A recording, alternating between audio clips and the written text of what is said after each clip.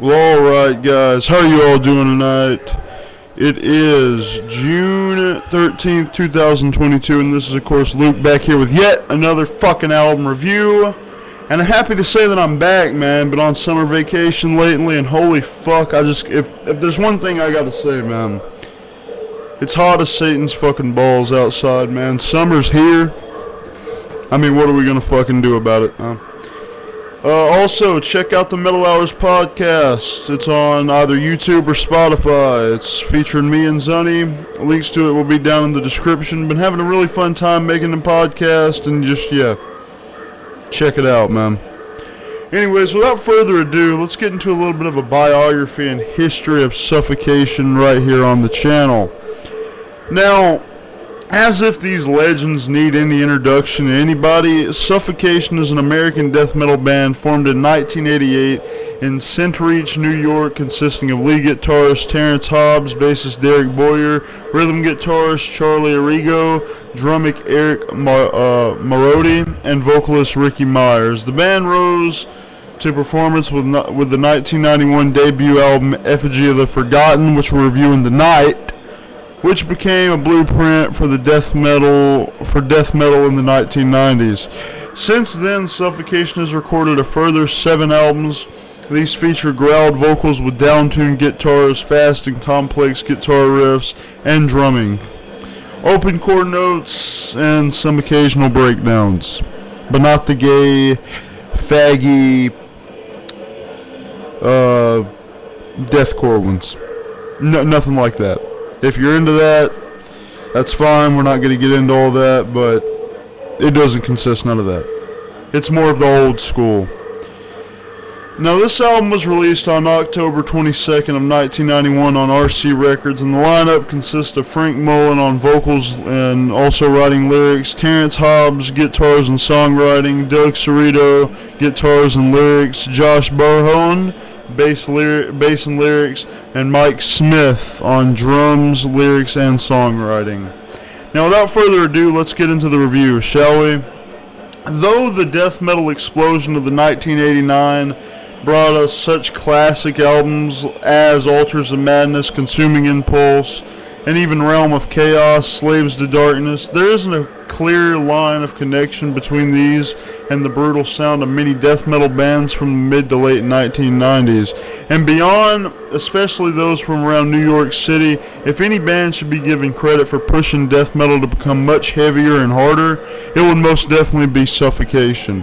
What they had started with their 1991 EP Human Waste, which contains some of the most sinister sounding guitar riffs and some of the harshest vocals ever in death metal at the time.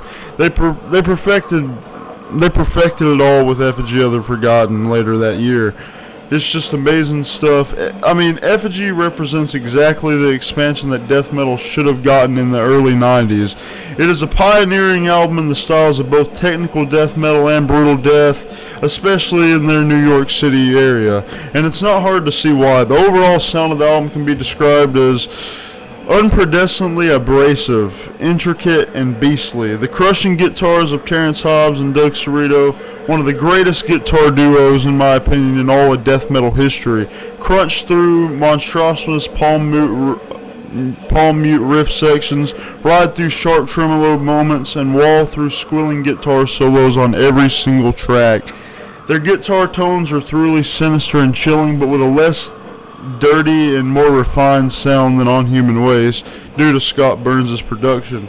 Now, Frank Mullen in the front uses an influential deep growling vocal style throughout, occasionally rising it up on an octave in some instances. His voice rolls with the instrumentals as if it to fit with the sound to not overpower them with hardcore, reminiscent boisterousness, while continuing to masterfully emphasize the abrasive sound. The sound is accompanied by guest backing vocalist George Corpse Grinder Fisher. We all know him from Cannibal Corpse. Of the Florida band Monstrosity on 2 tracks, his brief performances on Recreation, and especially the track Mass Obliteration, complement Mullen nicely, as demonstrated best during the excellent vocal trade-off moment at around the timestamp, maybe 1:15, 1:16, even on the latter track. Now, without further ado, let's check out the track Legion of Inveracity right here on the channel.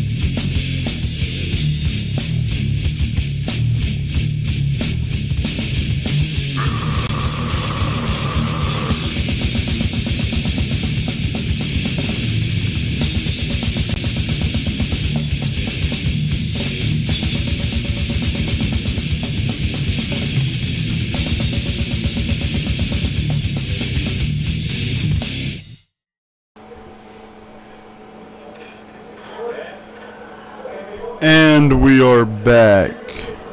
What is there to really say? Fucking classic shit at its finest. Now, Mike Smith on drum really really emphasizes the intricate and technical sound on the album. He makes sure to accent virtually every aspect of the music heard here.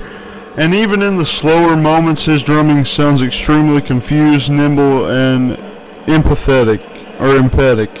His highlight track is definitely, in my opinion, Mass Obliteration. Bassist Josh Burns should not go unmentioned. I mean, he has a couple of highlight bass lines here, even if a few and far in between. The intro bass line for the title track, Effigy of the Forgotten, is quite groovy while also keeping the rhythmic sound and the slow shovel bass line towards the end of the fan favorite song, Infecting the Crypts, is as chilling as it is impending as a musical explosion follows it to right until the end of the song. Now, Effigy of the Forgotten is one of the greatest all-around death metal albums recorded to date, due to its unprecedented fierceness and intricacy demonstrated by all 5 members of this band. It has a very small amount of problematic features, one of which includes the inconsistency of having an abrupt and improper album intro on Legion of Inveracity, despite having a proper vocal reverb outro on Jesus Wept. Otherwise, this is a perfect album, and the greatest recommendation for someone who just started enjoying Florida death metal and wants to get into more heavier shit. All tracks here are great, but the highlights for me are definitely Legion of Inveracity, Infecting the Crypt, Seeds of the Suffering, Mass Obliteration, and of course the all-time just Jesus fucking wept. Alright, that's going to wrap it up for this review. Make sure to like and subscribe if you want to see more content like this, because I do enjoy doing it. Check out the Metal Hours podcast once again, featuring me and Zony. It's either on YouTube or Spotify. We have 3 episodes up to this date, and we'll still be doing many more. Just make sure to check it out, man. You won't regret it. Links to me and Chaos's Instagram, those will be in the description below.